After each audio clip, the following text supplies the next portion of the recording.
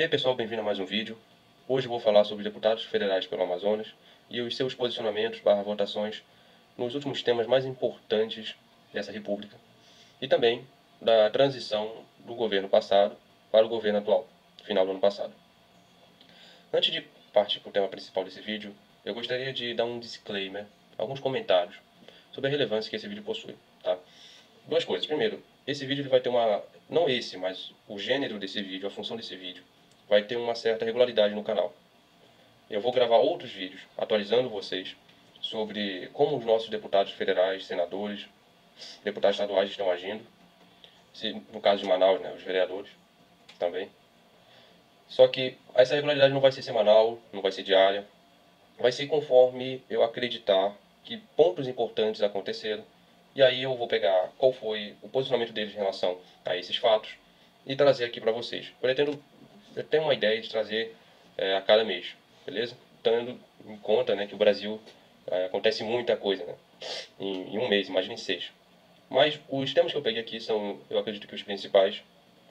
Não devo ter deixado nenhum fora. E agora indo para o segundo ponto, para depois para o vídeo. O brasileiro ele trata política como se fosse futebol. Primeiro que o brasileiro não trata de política, né? A gente em geral não gosta de política. Mas quando gosta, nós somos muito mal educados. Isso não é culpa dos nossos pais também foram muito mal educados. Não é culpa dos nossos professores, dos jornais, de qualquer veículo de informação. Em geral, o brasileiro, o mais pobre é o mais rico, do mais ignorante até o mais culto, ele, em matéria de política, ele é muito mal educado. Existe uma falta de educação política absurda no Brasil, que faz com que a gente tenha ídolos de barro, né, como Bolsonaro e Lula, que faz com que a gente vote muito mal, que não deu o devido respeito ao voto. E o que acontece no Brasil, né, quando a gente fala, por exemplo, de futebolização da política, é que existe uma equivalência. Né? No futebol, a gente trata o nosso time de coração com uma questão de gosto, o que é certo. É uma questão cultural ali. Então eu torço pro Vasco, eu torço pro Flamengo. A câmera aqui. Independente do desempenho, do histórico desse time, eu vou continuar torcendo para ele. Porque eu gosto. Ele pode cair, ele pode perder para um time desconhecido, pode perder todos os campeonatos. Veja, eu não entendo de futebol, mas eu sei que é assim.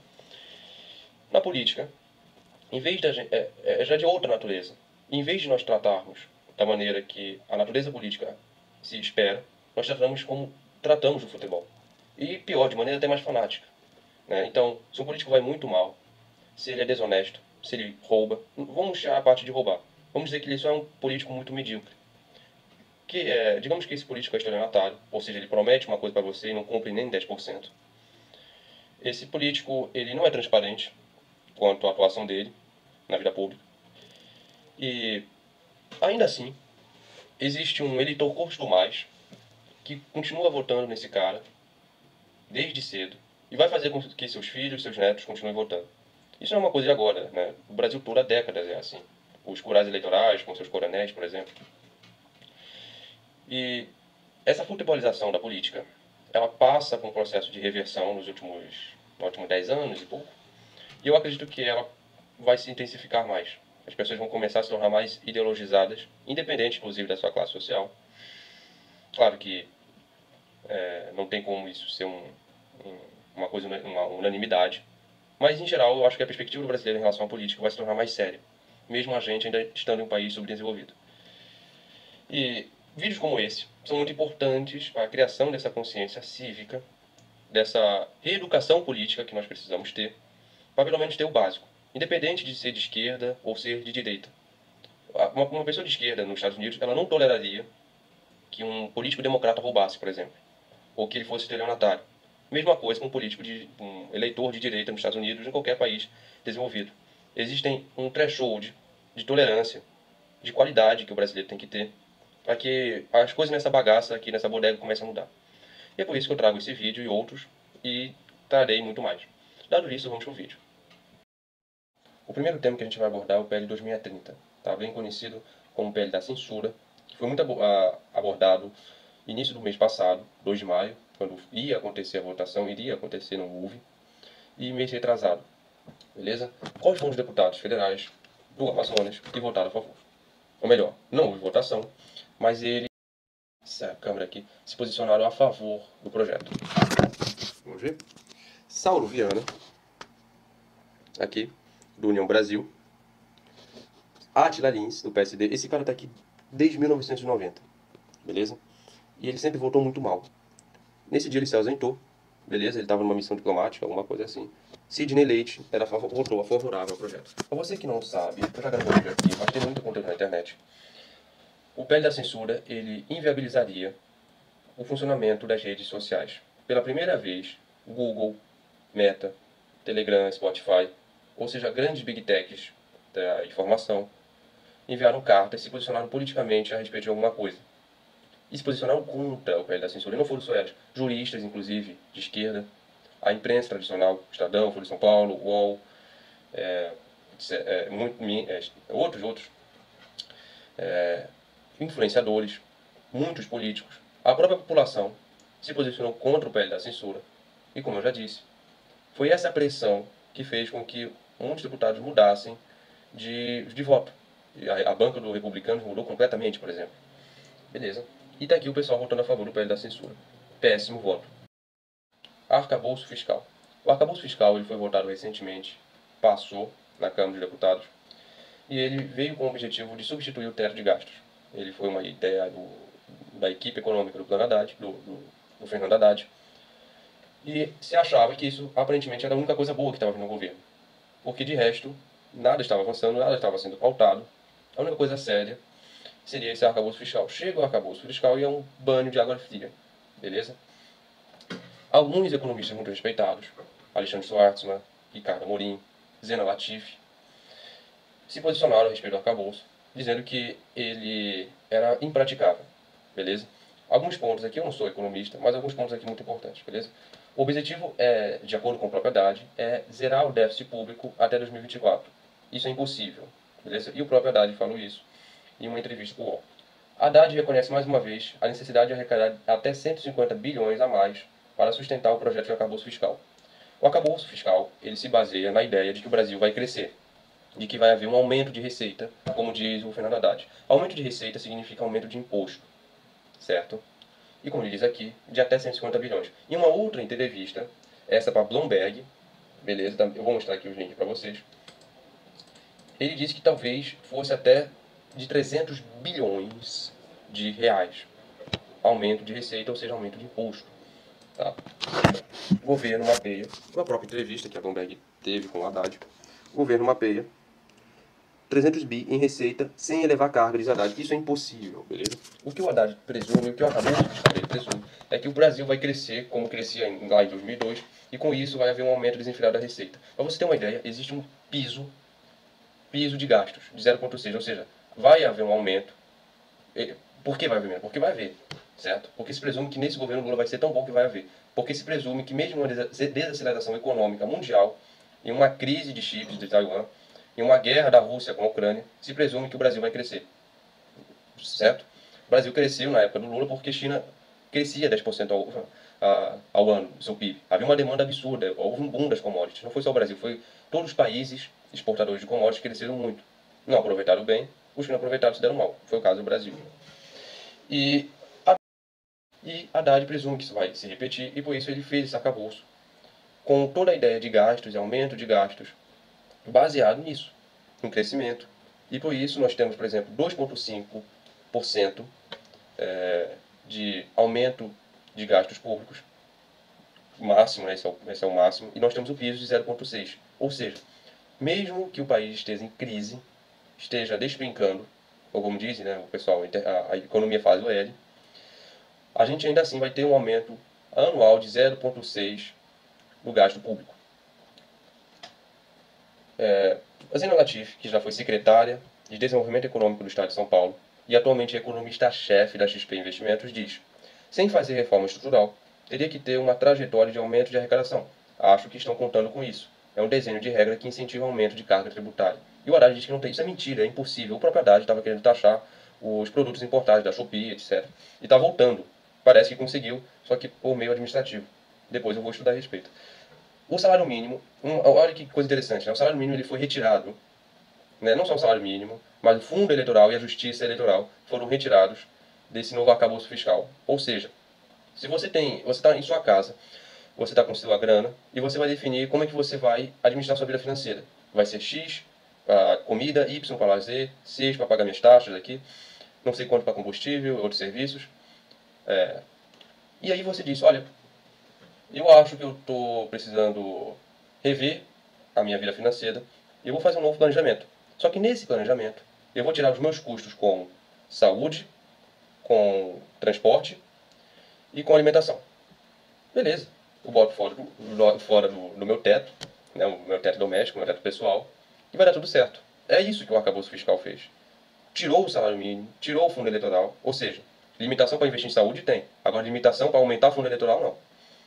Tirou o salário mínimo, sendo que o Marcos Mendes, pesquisador associado do INSPER, uma instituição que é respeitadíssima, beleza, no Brasil, no mundo afora de pesquisa, disse que o salário mínimo impacta a metade da despesa primária.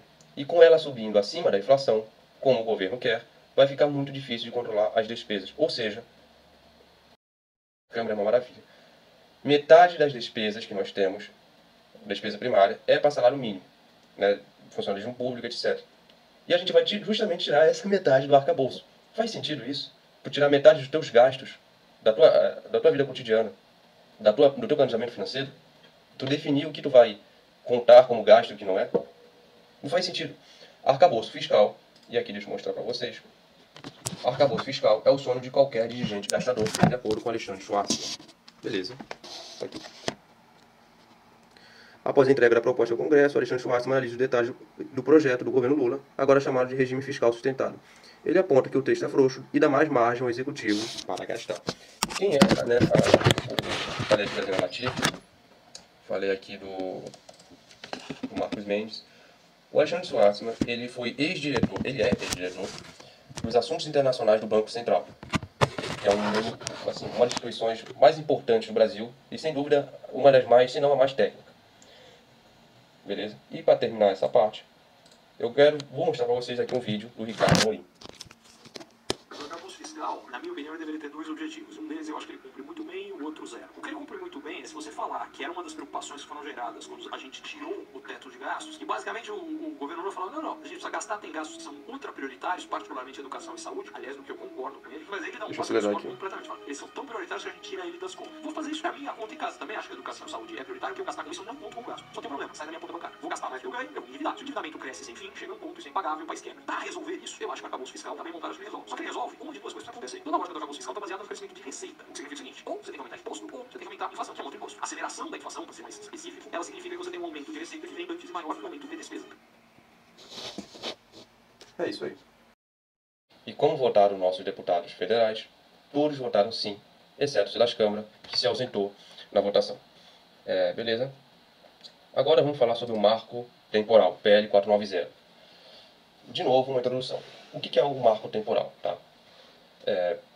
Existem terras indígenas e terras não indígenas. Né? As terras indígenas, elas são definidas pela FUNAI. A FUNAI chega com uma equipe técnica e, por meios extremamente subjetivos, ou seja, do próprio arbítrio da FUNAI, não existe nenhum um método para se definir o que é terra indígena ou não, vem da cabeça deles, pode-se dizer se uma terra é indígena ou não é. Então, se você é proprietário de uma fazenda, se o teu pai foi proprietário dessa fazenda, se o teu avô foi proprietário dessa fazenda, essa fazenda está no nome da tua família há dezenas de anos. Um agente da FUNAI pode chegar e dizer, olha, essa terra é indígena. Ah, mas como assim indígena? É indígena. E aí, pronto, já perdeu a terra. Não tem, os critérios, repito, são extremamente subjetivos. Ele pega, por exemplo, duas árvores e diz, olha como essas duas árvores aqui foram posicionadas. Isso aqui é claramente terra indígena. A partir disso, a tua terra já não pertence a ti, ela vai para indígenas. E existe muita corrupção nisso. Os próprios indígenas, em sua maioria, não gostam da FUNAI, porque ela é um órgão incompetente e corrupto. E você não tem chance alguma de recorrer. Se a FUNAI decidiu, e isso vai para dois ministérios. Um é o ministério, que eu não me lembro qual é o nome do ministério antigamente, mas atualmente no governo Lula é o Ministério dos Povos Originários. É aprovado, vai para o Ministério da Justiça, que é o Flávio Dino, ele aprova, e acabou. Não tem o que fazer. Você perdeu sua terra. E não tem a quem você recorrer. Não existe primeira, segunda, terceira instância, nem o STF vai te salvar. E é assim que atualmente acontece a demarcação de terras indígenas no Brasil. Muita corrupção, muita roubalheira, E indígena, meu amigo, tem indígena que é honesto, assim como tem qualquer pessoa, existe pessoa honesta, existe pessoa criminosa, e existe indígena criminoso. Notícias, assim, para vocês pesquisarem a respeito de esses escândalos da FUNAI e de como a população indígena é insatisfeita com essa instituição, tem arrodo, né? Tem a dar com pau. E aí veio um marco temporal, que é o PL 490. Eu acho que ele está aí desde 2009. E ele é um marco muito importante, porque ele vai definir o seguinte: olha, desde 88, a partir de, a partir de 88, o que é terra indígena vai ser terra indígena, e o que não foi determinado como terra indígena não vai ser terra indígena. Entendeu? Não pode mais a FUNAI chegar e expropriar a terra privada e expulsar o dono legítimo do local. Beleza? O... E assim, isso é muito importante para o agro. Claro, na verdade isso é importante para qualquer pessoa que mora no campo, para ter um mínimo de segurança jurídica. Pequeno, médio produtor, porque o grande produtor, que é amigo do governo, por exemplo, digamos um cara da JBS, não vai ser mexido, né, pelo cara da FUNAI, porque é amigo do governo. No caso do Lulinha aqui, Paz e Amor. E o marco temporal, então ele foi votado, a urgência dele, e vamos ver como é que votou, ele passou, né, e vamos ver como é que ele votou, como que cada deputado federal votou. Deixa eu pegar aqui. Posicionamento do deputado federal do Amazonas a respeito do marco temporal tão importante para a segurança jurídica no campo e para o agro, que é o que, assim, ainda está mantendo esse país de pé. Beleza? Porque se for para indústria, serviço, a gente está falido. O que puxa a economia desse país é o agro, é o setor primário. Amon Mandel votou não. Vagabundo. Capitão Alberto Neto votou sim. Saulo Viana se ausentou. Peraí. Saulo Viana se ausentou. Silas Câmara votou sim. Atila Lins votou não, vagabundo. Esse Atila Lins ele vota muito mal, vocês vão ver. Até agora ele votou errado no arcabouço, votou errado no PL da censura, votou errado aqui, vai votar errado mais vezes no futuro e no passado já votou muito errado também. Cine Leite votou não, vagabundo. Adail Filho votou sim. Fausto Santos votou sim. Tá? Deixa eu pegar aqui.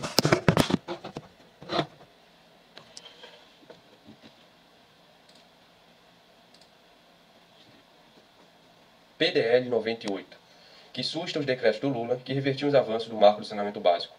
O marco do saneamento básico foi uma revolução no saneamento básico brasileiro, certo? Passou em 2019 e ele previa a capacidade, né, a possibilidade de prefeituras privatizarem o seu saneamento básico, de terceirizar o saneamento básico para empresas privadas. Muitas prefeituras estavam querendo isso porque elas sentiam-se incompetentes em fornecer saneamento. Para você ter uma ideia, mais de 50% da população brasileira, 100 milhões de brasileiros, não tem acesso ao esgoto, ou seja, não tem acesso ao esgoto. Ele vai fazer uma fossa ou urinar, defecar na terra praticamente, né? No meio da rua. Tirando esses 100 milhões, mais 50 milhões que possuem acesso ao sistema de esgoto, porém não é tratável. Não dá em nada, né? E o marco de saneamento trouxe uma revolução, porque ela falou, olha, existem metas que a gente vai bater até 2033, de 90%, 99% de fornecimento de água tratada e 90% de esgoto tratado, no Brasil todo. E para isso a gente vai flexibilizar aqui esses contratos, né, para fornecer esses serviços. O marco de saneamento ele trouxe mais de 70 bilhões de reais nesses 4 anos em que ele vigora. Inclusive Manaus é a cidade que mais teve investimento em saneamento básico no Brasil todo, nesses 4 anos, com a água de Manaus. Não foi São Paulo, não foi Rio, não foi nenhuma cidade do Sul, foi Manaus, por conta de uma empresa privada, né? Mais de 1 bilhão de investimento em saneamento básico em 4 anos. E aí veio o Lula, por pura birra política, e com interesses de colocar os seus compadres, de fazer estatais de cabides de emprego, ele passa 2 decretos que revertiam todo o avanço do marco de saneamento. Eu já falei isso uma vez, né, em um vídeo passado. E aí veio lá o pessoal que quis debater com o governo não quis debater. Aí falou, não quer debater, tá bom. No mesmo dia, Arthur Lira pautou o mérito, passou o mérito, desculpa, a urgência, passou a urgência, pautou o mérito, passou o mérito. Até mesmo partidos que eram base do governo votaram contra o governo. E aí ficou os petistas a ver navios, né, todo mundo chorando lá. Cláudio Rocha subindo na tribuna para ficar chorando, etc.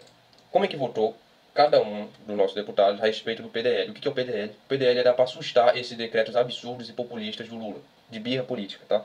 Como é que votou cada um dos nossos deputadozinhos? Tá? O Amon Mandel, ele se ausentou. Vagabundo. Átila Lins votou não ao PDL. De novo, votando muito mal. Esse cara tá desde 1990 votando mal, mano. Sinceramente, esse cara não pode continuar no poder, como deputado federal. Não votem mais no Átila Lins, pelo amor. Adair Filho votou sim. Capitão Beto Neto votou sim. Fausto Santos faltou. Sidney Leite faltou, vagabundo. Silas Câmara votou sim. E Saulo Viana votou sim. Os que votaram sim, votaram contra o governo, né? Votaram a favor do saneamento básico minimamente decente no Brasil. CPI do abuso de autoridade que vai acontecer agora na Câmara dos Deputados. Essa CPI ela seria tipo uma lava-toga. A CPI da lava-toga, que o Fernando Haddad, que o Flávio Bolsonaro, Flavinho Onca, o chocolateiro, melou de chocolate no Senado, no governo passado, o Bolsonaro, iria investigar os abusos de autoridade e supostos crimes cometidos pelos juízes do STF. Só que não é de interesse da família, nunca foi de interesse da família Bolsonaro, de fato, combater o STF. Sempre foi uma questão, assim como o Lula, de estética. Levantar uma bandeira que ele não acredita e cujo nunca teve coragem, nunca teve fibra moral para, de fato, levantar. Bolsonaro é um covarde e por isso ele perdeu a eleição. Também porque ele é um homem muito mau, né? Mas a CPI da Lava Toga que ia acontecer, ela só não ocorreu porque o voto de Minerva, que era do Flávio Bolsonaro, não aconteceu. O Flávio, em vez de votar sim, votou não, e ainda ligou, se aliou com políticos petistas, senadores petistas, para ligar para outros senadores ameaçando. E por isso a Lava Toga foi melada. Para salvar a si mesmo das rachadinhas, né? E aí veio agora a CPI do abuso de autoridade, que não acontece no Senado, acontece na Câmara dos Deputados.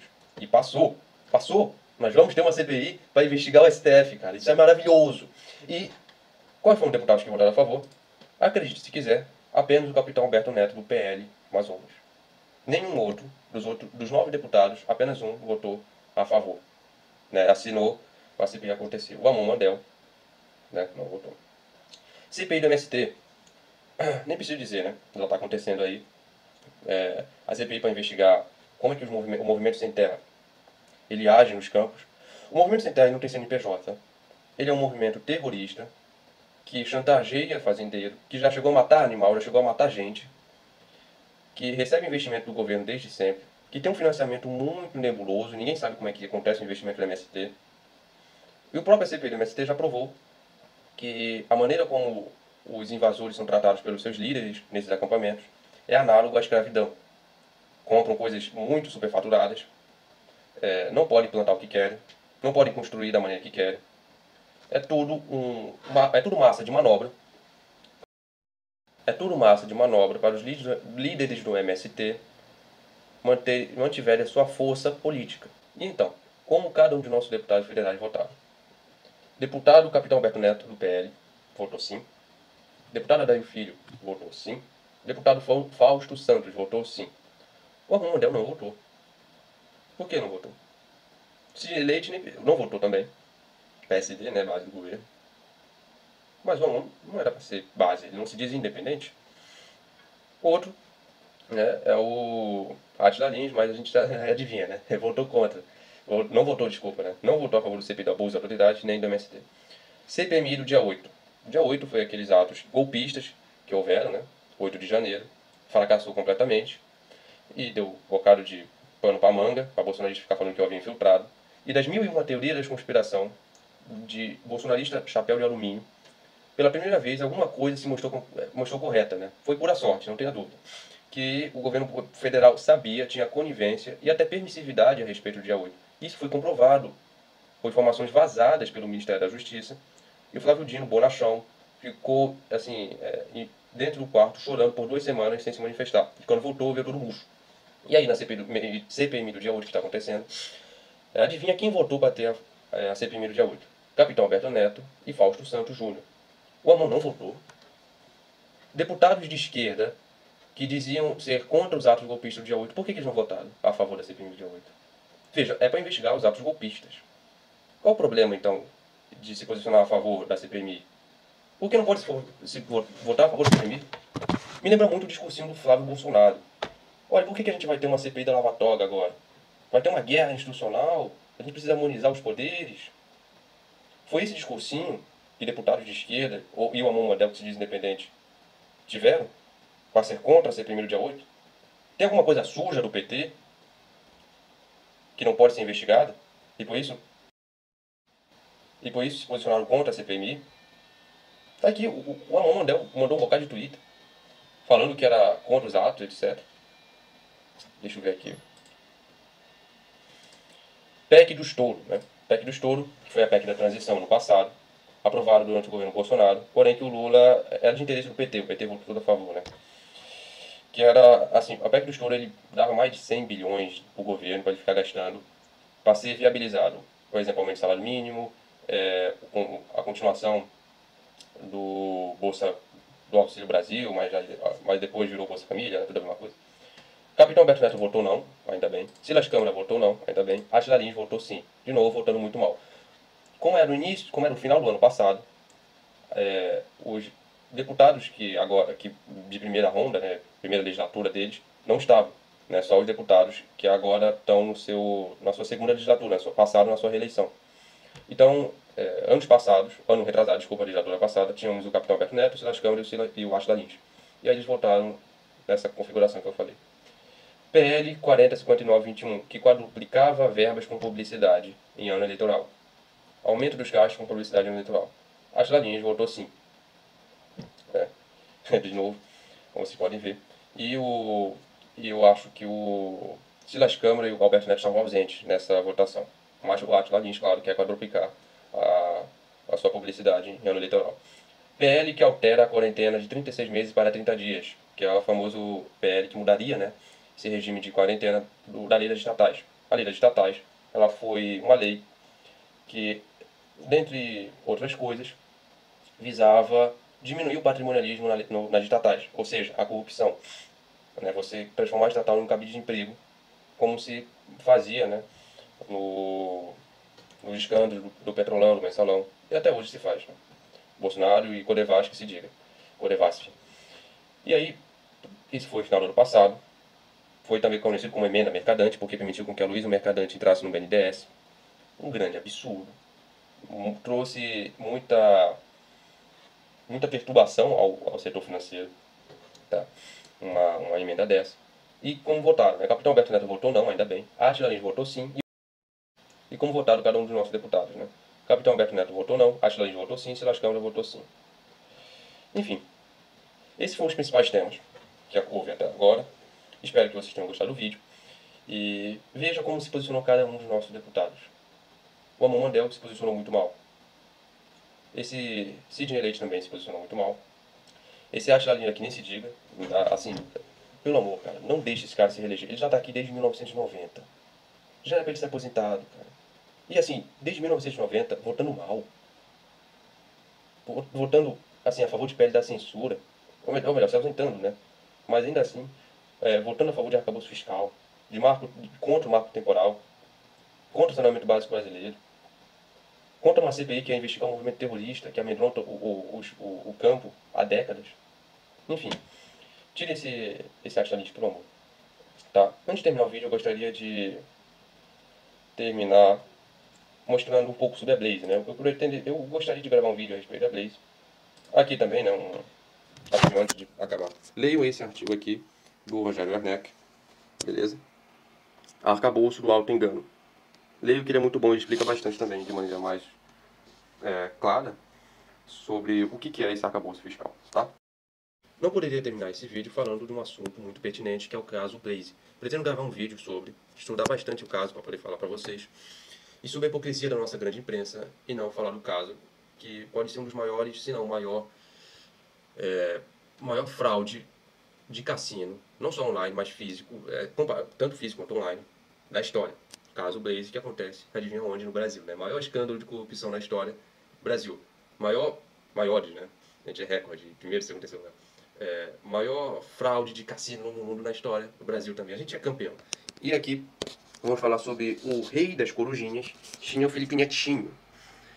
Né? Não poderia terminar o vídeo falando dele, que é um dos caras que eu tenho certeza que, se for investigado, o vínculo dele com a Blaze, vai se descobrir muita coisa. Não se explica, de outra maneira, o carinho que ele tem, a defesa que ele tem pela Blaze. Já são 3 anos vendo essa mensagem abaixo quase todo dia. Ainda que hoje eu viesse a ter essa queda, não choraria nem por um minuto, nem por um segundo, pois já conquistei tudo que sonhava, graças a vocês. Aí o cara fala aqui, né? Aproveita bastante esse boom, pois quando começar sua queda e vai acontecer, você vai chorar muito. E aí que o Nando Moura responde, né? Mas quem disse que ele estava falando de dinheiro, fama e influência?